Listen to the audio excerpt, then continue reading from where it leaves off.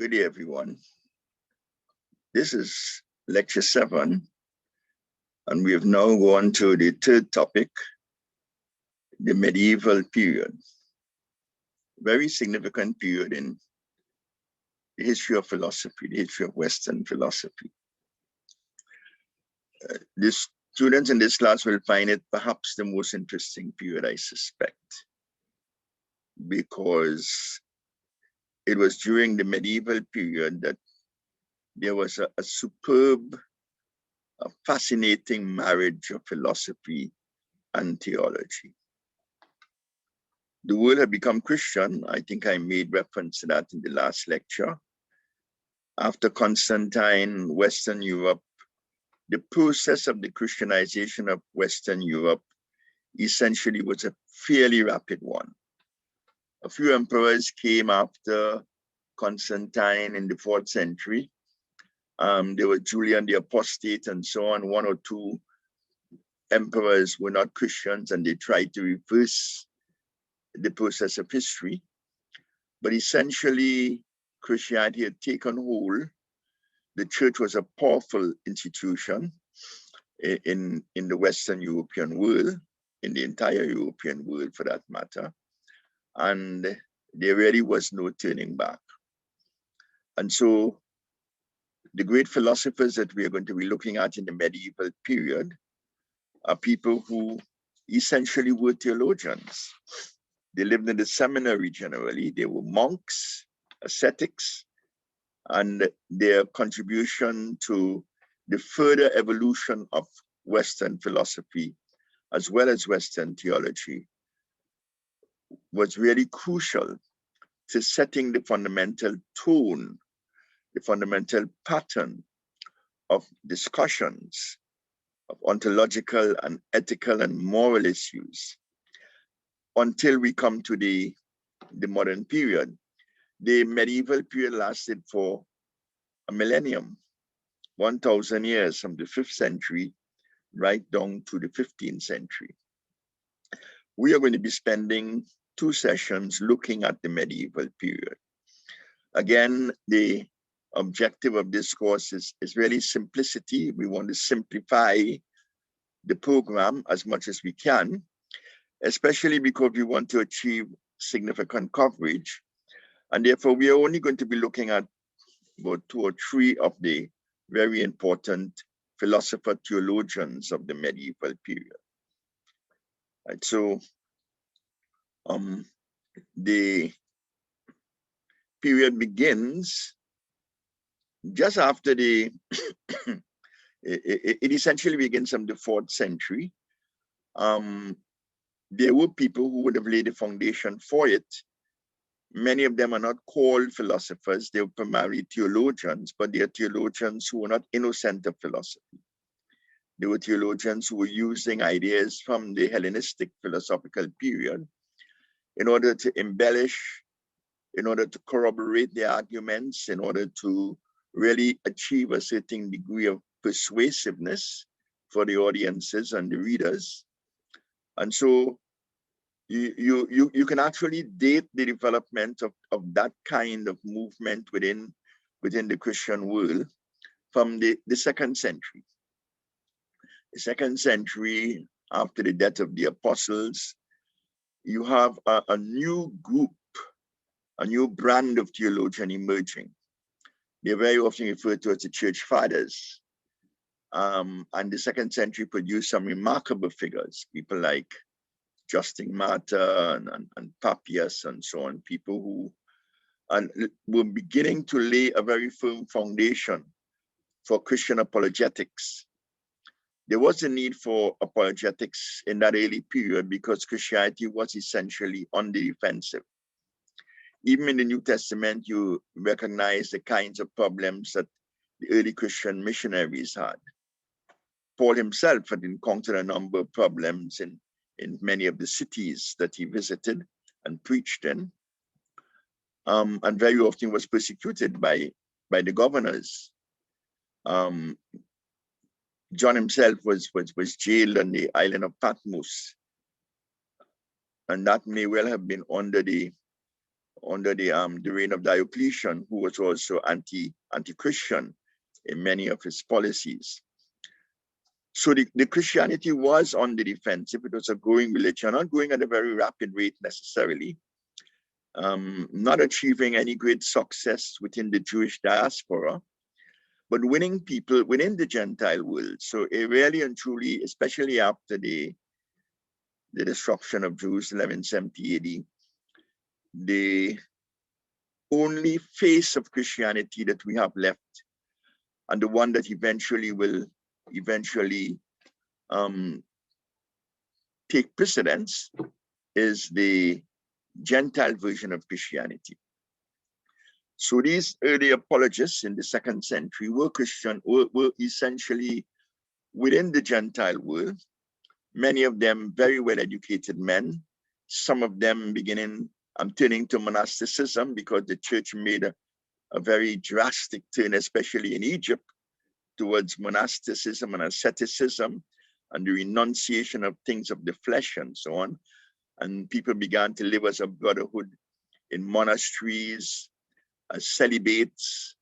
And they spend their time really serving God through prayer, through meditation, through study, through the copying of the word, and through discussion of the major theological issues that confronted them.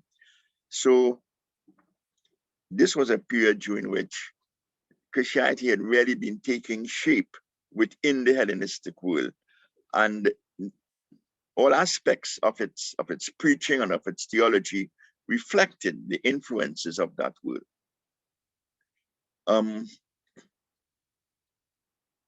So you have the theologians discussing the issues that they really were concerned with were theological issues primarily, but they were discussing theological issues in very philosophical terms. Concepts of the incarnation, for example. And you find evidence of a philosophical appraisal and a philosophical characterization of the incarnation as early as the 4th Gospel, where fundamental Stoic ideas are adopted. The concept of God as the Logos, representing the harmony of the universe, the presence of order and law in the universe. That is what the Logos means. The Logos, it can be translated as reason, or it can be translated as word. In the beginning was the Logos, in the beginning was the word, in the beginning was rationality, reason, order in the universe. Those are the kinds of approaches that the Christian writers are adopting. The Trinity, for example, was a notion that had taken shape during this early period. And there were serious debates over that. There were all kinds of different sects who propounded radically different views about the nature of God. God as having one nature, God as having a single substance but 3 persons, God as essentially one, and Christ as not necessarily the Arian view. Christ is not God himself, right? But as someone chosen by God to represent him on earth. A number of different views, and eventually it was the Trinitarian view that won out, because it was supported by many of the leading theologians, especially in North Africa. And it was resolved by the First Church Council in 325 AD, which had been set up by Constantine himself. These are the issues that are discussed. And when you look at the arguments for the Trinitarian concept, you realize that they are philosophical arguments. They're dealing with the nature of being. They're dealing with ontological issues. God is one substance, 3 persons, right? That is a very profound concept. And it also is a very problematic one, right? The 1 in 3, 3 in 1 notion is something that was regarded as a mystery, because in a way it transcended rational discourse, the possibilities of rational discourse. But it was expressed in fundamentally ontological terms, the 2 natures of Christ. And then there was the development of a sacramental theology. And the church came up with a very elaborate sacramental program, right? There were 7 sacraments that the church eventually established or decided on. And that became the essence of Christian theology, central to the liturgy, right? Central to the practice of the faith and the forms of worship. But these are the issues that the theologians are dealing with. And by the time we get to the 4th century, the 4th, 5th century, then the theologians are not just using philosophy to theologize. They are engaged in direct philosophical discussions, right? And those discussions are fused with, are synthesized with theological issues. So the emergence of medieval philosophy by about the 4th or 5th century, and the man who is credited with that is to a large extent St. Augustine. St. Augustine had tremendous predecessors. I mentioned those in the 2nd century, where there were men like Origen and Clement of Alexandria and so on, people who were building a basis. Tertullian, right? Tertullian was very, very important as one of the precursors, because he really was totally opposed to the attempt to synthesize philosophy and theology, right? The others were doing it. Origen had brought Plato into the picture.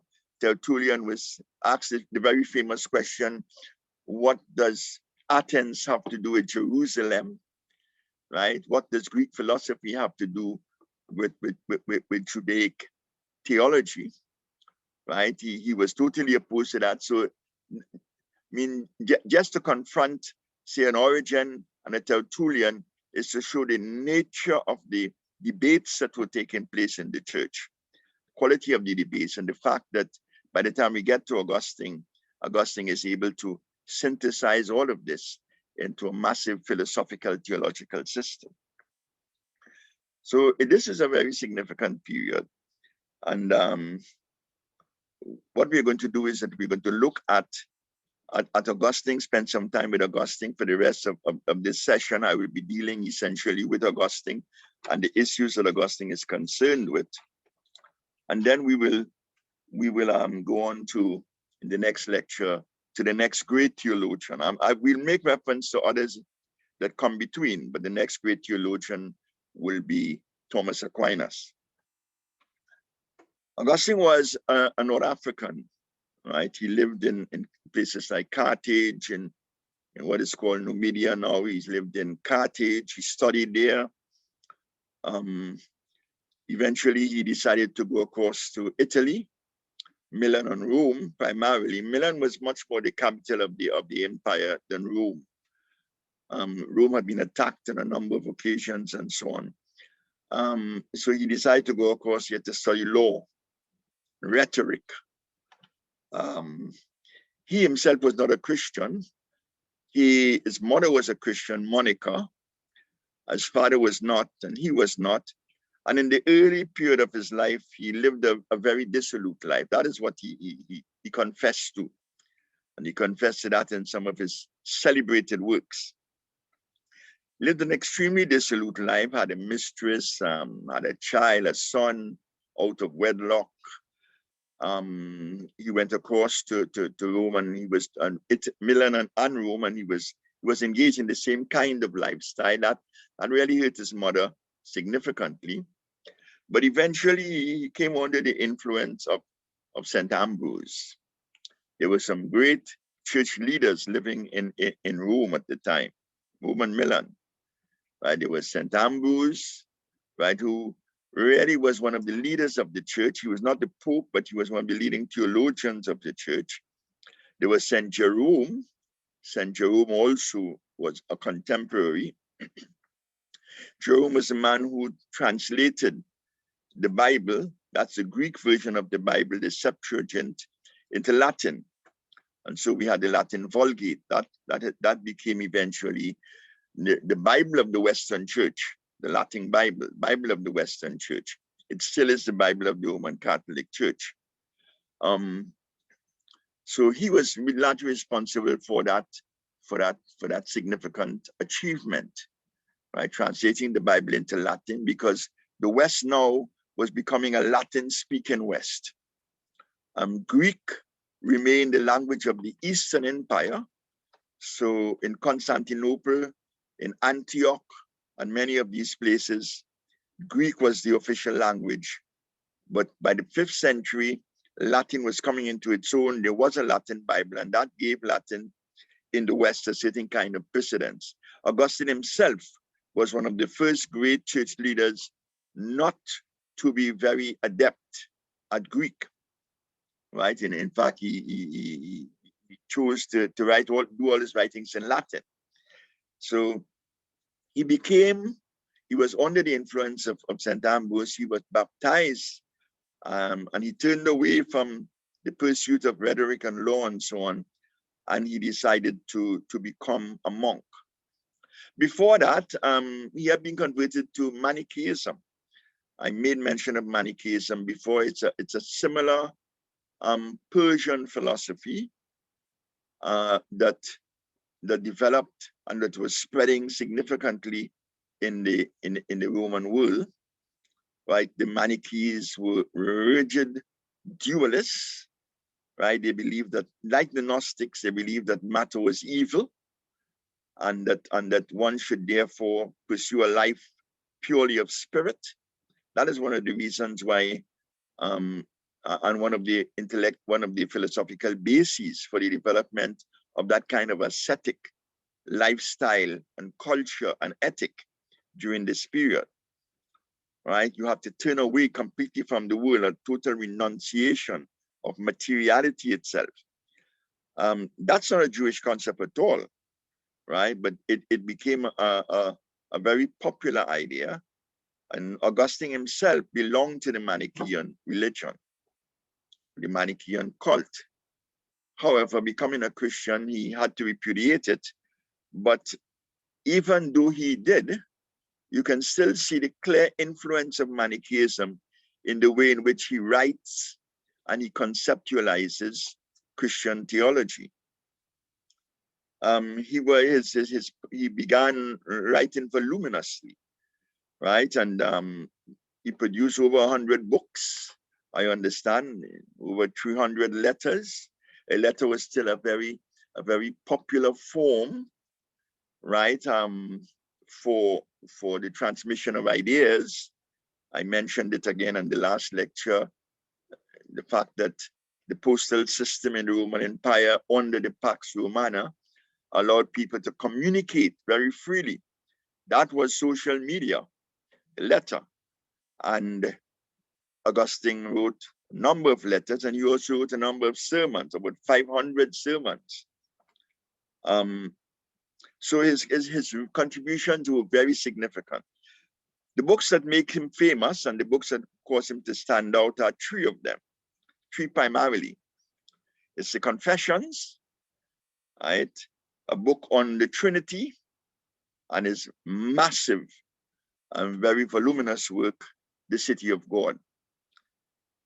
And now in the reading chart that I gave, I have asked people to look at the Confessions, look at book 1 of the Confessions. The Confessions is a remarkable book. It is really an autobiography that Augustine has given us, written about 12 books, but it is an autobiography that takes the form of a prayer to God. It is written in virtually poetic language, absolute masterpiece. And in that, Augustine is exploring, right, his own mind, the life of his own mind, right? He is giving a description of choices and decisions that he made in life, which exemplify the nature of human being as he understands it, now as a Christian, as he understands it. And many of his major doctrines are articulated in the Confessions as he describes in extremely poetic language, very often rising to mystical heights, right? Because it's, as I said, it is a prayer. He is giving a kind of graphic demonstration of the abstract theological issues that he's wrestling with.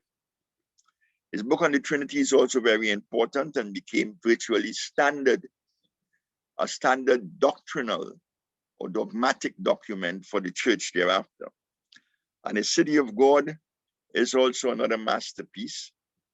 Augustine witnessed the attack on Rome by Alaric.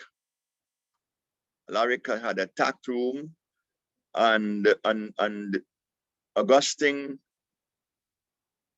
actually experienced that. He was not in Rome itself when the attack was made, but he actually experienced that. One of the things that was very clear was that the Roman Empire was crumbling. But people didn't expect that Rome itself would be an object of military conquest by any other peoples.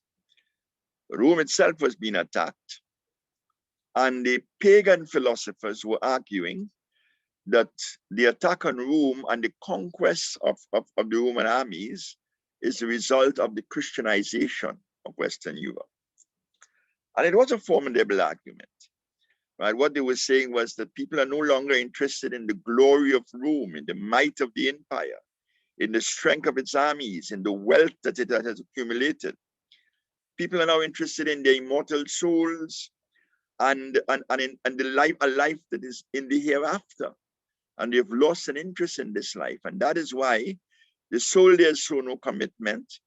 In fact, many of the Roman armies were filled with Goths, with barbarians, the same people who eventually descended on the Roman Empire and began to devastate the empire.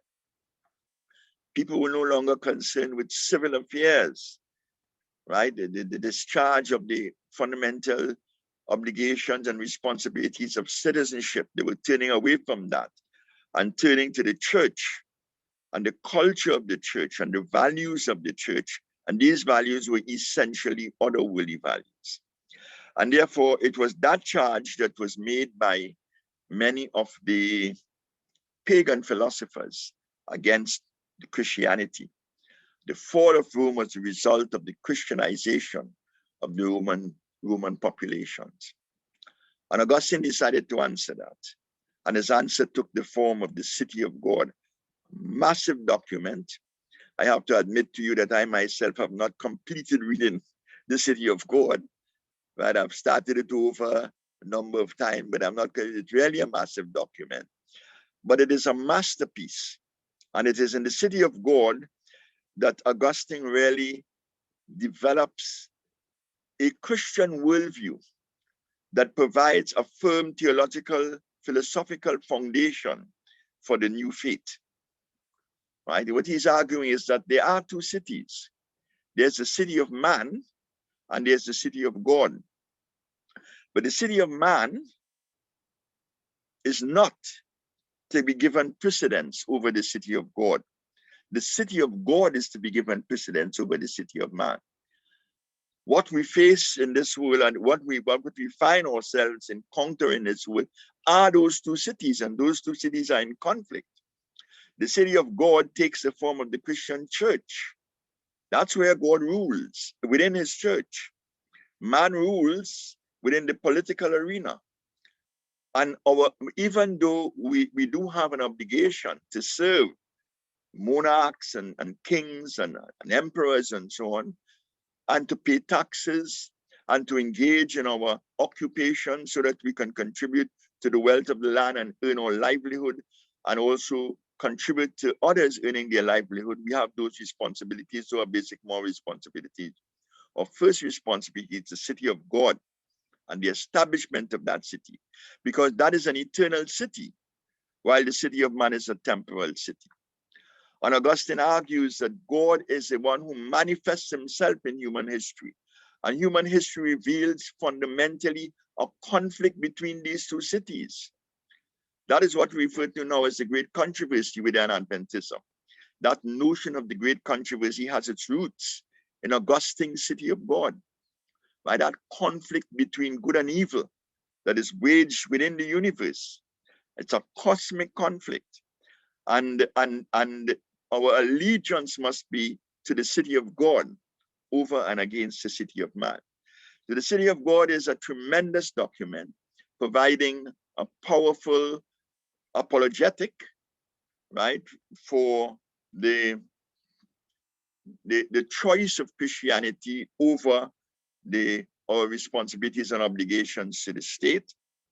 And it provides us with a powerful ontological foundation for the role of the church, significance of the church. Now, it is a book like that.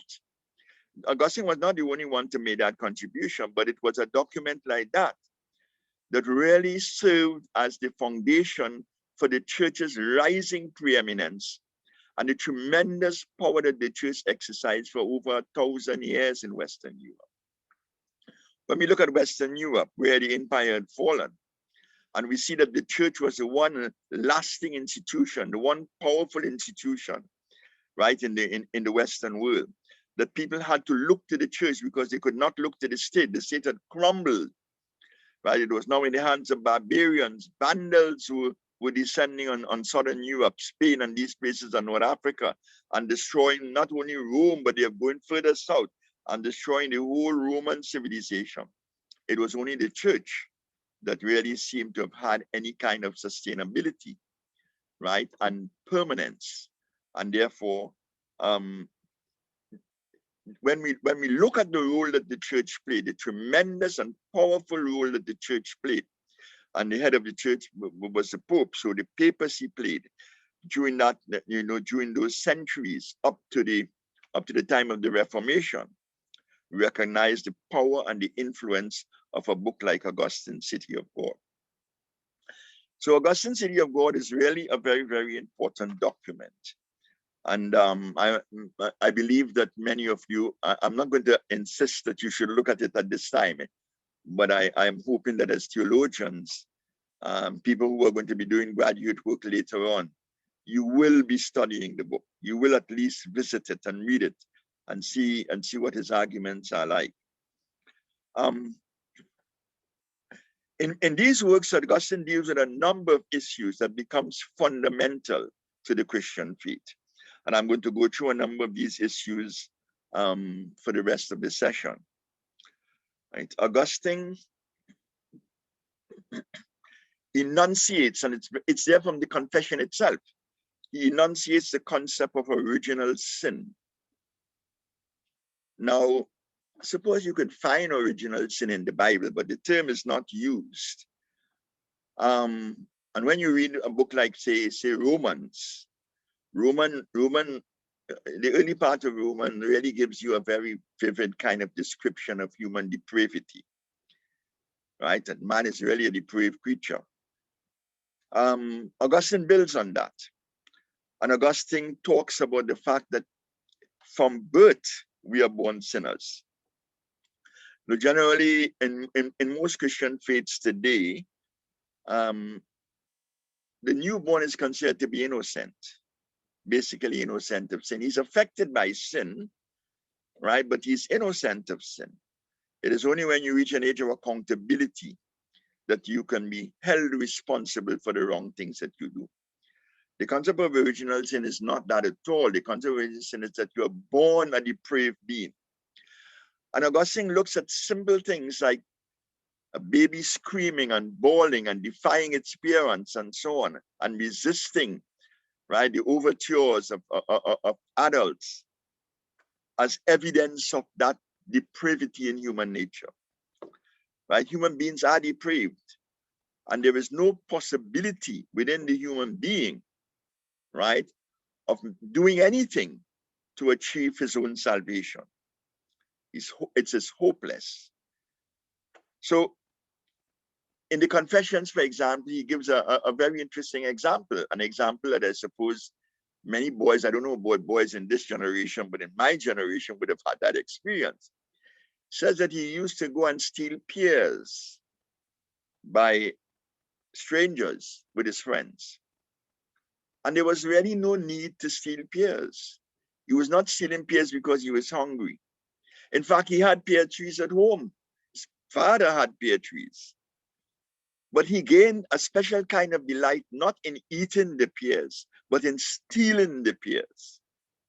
It is the act of stealing that provided him with a certain kind of gusto a certain kind of delight.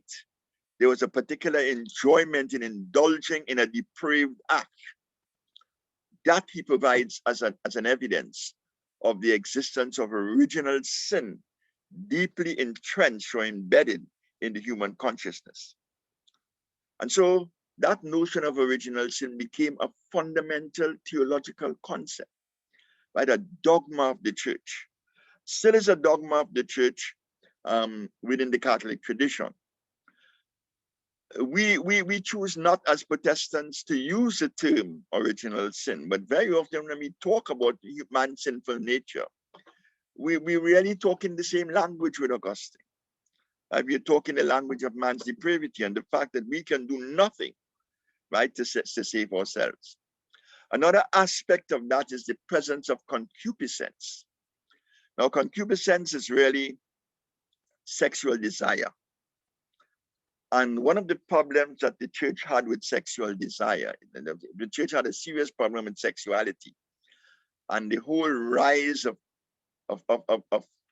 religious and Christian asceticism and monasticism very often had to do with the dread of the sins of sexuality. But the problem of concupiscence, or that intense sexual urge, is that unlike the other sins, it doesn't seem to ever disappear from the mind of the individual. You know, if I want to steal, I would go and steal. And when I'm finished stealing and I come home, I'm no longer stealing. And I no longer have a desire to steal.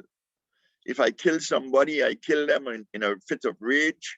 And after I've killed them, I may even be sorry about it. And I may repent of what I've done and decide never to kill again. Many of the sins that we commit are sins that do not haunt us perpetually.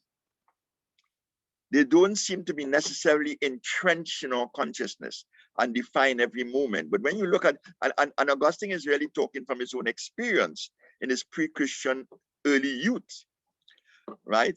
The sexual desire never disappears. It remains permanent. Whenever you see a girl, you lust after her. But I can only speak about men. I can't speak about women. But that continuous lusting is something that is almost ineradicable. And the choice of asceticism is a choice to break that hold that lust and sexuality has on the human mind, that concupiscence has on the human mind. So a very important dimension of that original sin is the sin of sexuality. And therefore, sexuality became closely associated with original sin. That explains the rise of celibacy and virginity within the church. People with your first daughter, you would send to a nunnery so that she would be a perpetual virgin. Your son, you would send him to a monastery to become a monk or to become a priest. In a very early period, priests were getting married. Secular priests, that is, right? But by the 6th or 7th century, that custom disappeared. And one of the reasons why it disappeared was because a married priest would have to conduct mass after his sexual relations with his wife. And that in itself contaminated him. So priests stopped getting married. Monks never got married, but you had a difference between priests and monks. The monks are the ones who withdraw from society, live behind the large cloistered walls, and have no interaction with people at all, besides their brothers. Right? The priests, however, are interacting with the community. They are listening to confessions. They are meeting the needs, spiritual and sometimes physical needs and health needs of people. Right? So they have continuous interaction. But eventually, even the priests had to renounce marriage and to adopt a life of celibacy. So there was a kind of obsession in the medieval mind with the depravity of human nature. The depravity of human nature from the experience of sexuality, of concupiscence, of lust, and of sexual desire. The presence of original sin and the need to get out of that. And Augustine enunciated a very interesting notion. He developed the concept of grace. And he talked about grace as a free gift of God that we cannot even ask for. We do not have the capacity to want God to rescue us through his grace. We don't have that capacity, that innate capacity. Augustine argues that grace has to be prevenient. It has to come to us beforehand to prepare us for the reception of God's favor and God's intervention and the presence of the Holy Spirit in our lives. That grace is irresistible. He talks about irresistible grace, that the grace comes to you whether you want it or not. You may reject it eventually. You may choose to reject it. But Augustine, a very staunch Pauline theologian, really developed a concept that we now refer to as double predestination. That there are some people who are predestined for heaven and some people who are predestined for hell. And that became fundamental to the Augustinian position. Now, the notion of double predestination is connected with the notion of election, right? God elects us, and he determines who he wants to be saved.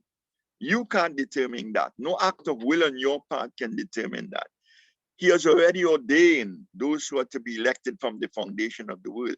Now, this is very authentic Paul in chapters, I think, 8 to 10 in the book of Romans. If you read the book of Romans, I know what happens is that Christian theology is now split between two divisions, right? Those who take that surface meaning and understanding of Romans, and therefore comes up with the conclusion that election is something that God does. It is God's choice, not man's. And therefore, we have no part to play in our salvation. It is God who saves us, chooses to save us. And that choice is from the foundation of the world. And the notion that we have a part to play. Augustine was involved in a tremendous debate with another monk. He was a British monk called Pelagius. And that was an interesting debate. Right, that debate, it wasn't just a one-time confrontation or encounter between them. It was a continuing debate that very often took place in the writings and in the sermons and in the letters. Pelagius argued, no, man has a part to play in his own salvation. The human will is significant. Man has a freedom to choose. And that freedom that man has to choose is a freedom that God has given him. And so ultimately our salvation is the result of the cooperation between human will, the will of the individual, and the work of the Holy Spirit. Augustine did not see any room for the human will to take any opportunity for man's will. In fact, he denied the possibility that man had a will that could make that choice. And so that became a continuing debate within the Christian church. What is very interesting is that officially the church condemned Pelagius and accepted the Augustinian position officially, but in truth and in fact, the church remained Neo-Pelagian, right? The church remained Neo-Pelagian because within the Catholic Church, good works mattered. It was very important that you do good works, and very often the good works were defined by the penance, by the sacraments, right? Works of penance were important. Works of selflessness, right? These were very important in earning us salvation and paying the purchase of indulgences, right, which allowed us to merit salvation. All of these were aspects of church life and fundamental dogmas of the church that really placed the church much more on the side of Pelagius than on the side of Augustine. But that remained a continuing debate, and it's a debate that re-emerged at the time of the Reformation, right? Many of the great Reformation leaders like Luther himself and Calvin took the Augustinian position. Luther was an Augustinian, and a lot of Christianity really adopted that Augustinian view A lot of Protestant Christianity eventually adopted that Augustinian view. The church is now split between that Augustinian right notion, that notion of predestination, that we are predestined for the destinies that have been assigned to us, and the concept of our agency and our freedom in the pursuit of a life of the life of the saved. So those are some of the issues that were discussed and you can see that they are essentially theological issues, but discussed from a philosophical standpoint. Augustine did not see, and I mentioned the city of God, did not see history as cyclic. Most ancient people saw history as cyclic, right? History is something that is repeated all the time. If you look at the Jewish concept of history, history is not only cyclic, history is devolutionary. Things in the past are superior to things in the present. Things always get worse and worse and worse. And a very good example of that would be the description of the four kingdoms in the book of Daniel. The first kingdom is a kingdom of gold, and then there's silver, and then there's bronze, and then there's iron, and then iron and clay. There's a continuous descent, an increasing diminishing of the quality, right, of the product.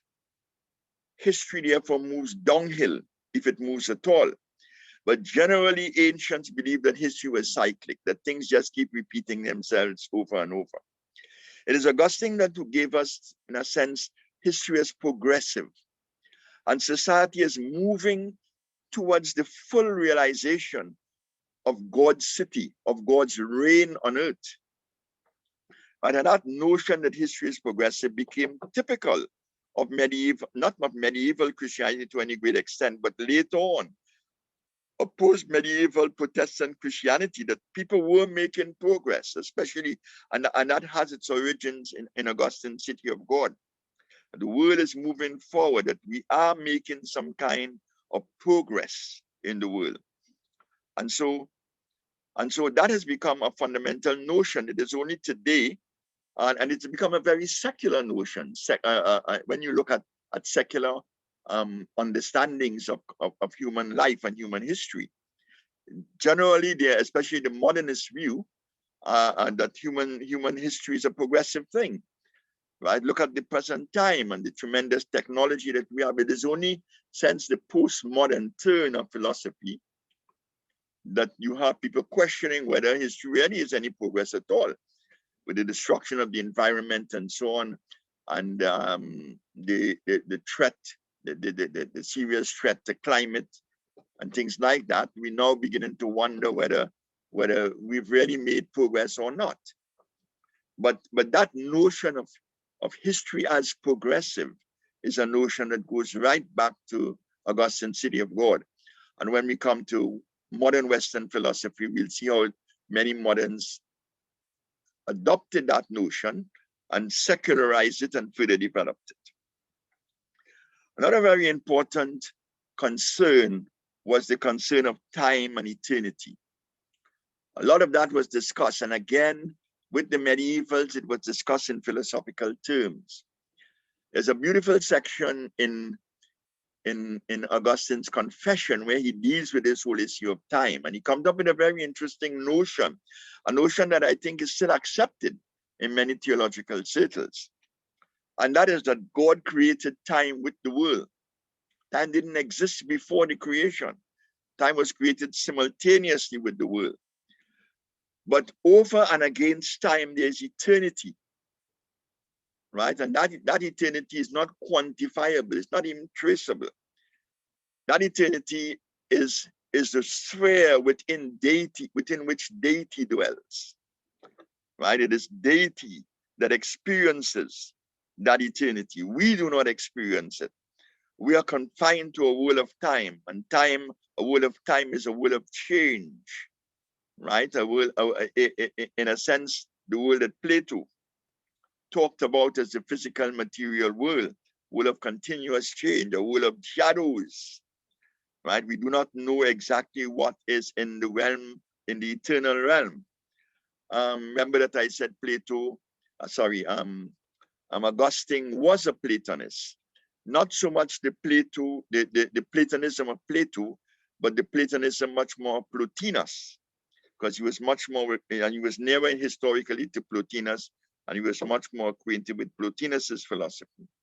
So that notion of time and eternity also continues to perpetuate an ontological dualism that we find, whose origins we find in Plato's writing itself. And then there's the whole issue of the relation between reason and faith. And I mentioned Tertullian earlier. But one of the greatest tasks of the medieval philosopher is to try to synthesize and to harmonize the life of reason and the life of faith. There was a tremendous appreciation for the Greek contribution by all of the great Christian thinkers, almost all of the great Christian thinkers. They recognized their dependence on Greek philosophical thinking. So it was really very difficult, if not impossible, to reject the claims of rationality, of reason. Reason has its role. God has given us this little light called reason in our minds so that we can decipher reality. We can discern the difference between truth and error, right and wrong, good and bad. We do that through our reason, our rationality. We can perceive, right, causal relations with our reason. We can explain how things operate with our reason. We can create a meaningful civilization, a valuable lifestyle by the use of our reason. We can enhance human relationships by the use of our reason. So it was very difficult to renounce reason. But the medievals recognized that there was a role for revelation and faith. That all truths were not rational truths, that they were truths of beyond rationality. They were truths of revelation. They were the mysteries of Christian dogma that had to be taken into account. The Trinity was such a mystery. The two natures of Christ, for example, was such a mystery. The nature of the sacrament was also a mystery. Remember that one of the sacraments was the Eucharist. And the church believed that there was an actual transubstantiation of the elements of the host into the body and the literal body and blood of Christ. That was a mystery that was beyond rationality. We couldn't explain that in rational terms. We could only accept it as an act of faith. So many of the great, almost all of the great philosophers of this period united faith and reason. Where reason could no longer go, where reason encountered its limitations, faith eventually had to take over. And so Augustine's synthesis, his unification of faith and reason, was another very remarkable achievement that characterized his worldview, right? That characterizes his philosophical output. And we're going to find that debate continuing when next day, before I deal with Aquinas, I'm going to talk about another very celebrated theologian, Anselm, right, who perhaps came up with the best definition of the relation between faith and reason. So the contribution of Augustine was really a tremendous contribution. He was engaged in a number of debates. He was engaged in a debate with Donatists in North Africa, for example. That was a very serious issue that had arisen in the church. One Donatus had been remanded to raise that issue. Somebody had been appointed to a clerical position, and there was a general feeling that he should not be appointed to that position because he had faltered along the way. Remember, this was a time of persecution, and one of the problems that church people encountered was the problem of people under persecution renouncing the faith. And when persecution ended, they would come back to the faith. And that seems to be something that was really unacceptable, because when persecution came, There were those who dissembled and survived. And then when persecution passed, they came right back to the faith. But there were those who stood up for the faith and died. Now, how could you therefore accept those, right, who were dissemblers, who hid their religious beliefs, perhaps renounced their faith altogether in the face of their persecutors, and eventually returned to the faith, many of them seeking a second baptism? That was another issue in the early church. What the church decided was that the quality of the sacrament, the holiness of the sacrament that was administered by the cleric, right, has nothing to do with his moral standing before God. It's a very important notion. It's a notion that we accept today, right? Augustine supported that position. The church eventually officially supported that position, but there were a number of sects, especially in North Africa, which were resisting it, which were fighting against it, all kinds of protests and so on against that position. But the position is one in which we're not concerned with the moral standing of the pastor, the priest, and so on, who conducts or administers the particular sacred rite. Could be the communion service or the Eucharistic meal or the marriage vows and so on. That will not in any way stain the quality of that sacramental experience. And so Augustine took the official position that there is a fundamental separation between the moral standing of the one who administers the sacrament and the quality of the sacrament itself. And that has remained, to a large extent, a permanent institution in the church. Augustine's contribution was immense. When we come to Aquinas, we'll see that Aquinas in no way attempted to renounce the Augustinian position, although Aquinas radically alters, right, many of the fundamental ontologies that are associated with the Augustinian position. To a large extent, Augustine had set the pattern for the development of medieval thought. And in the medievals, we already considered a number of various issues. I mentioned a few of them already. There was a whole issue of the question of universals. Augustine dealt with universals also. But most of the medieval philosophers were struggling with the nature of the universals. And in fact, many medieval philosophers were ranked in two opposing systems, some on the side of the realist and some on the side of the nominalist. Now, the realists, when it comes to universals, and universals are really abstract concepts, right? Broad, abstract concepts. Darkness is a universal. Beauty is a universal, right? You can't see them as objects in the natural world before you as you see rocks and stones and buildings. But you know they're there. A class of things, like a population, that's a universal. All you are seeing are single units or individuals within the population, but you're not seeing the class, but you know that they belong to a class. That's a universal. The realists were arguing that universals are real, and they are taking their cue from Plato, right, who believes that the forms exist in an intelligible realm, the mind of God somewhere in a transcendent locality. And so the reality, there's a greater reality to universals than there is even to the entities that we find in our objective realm. The nominalists argue that universals are only names.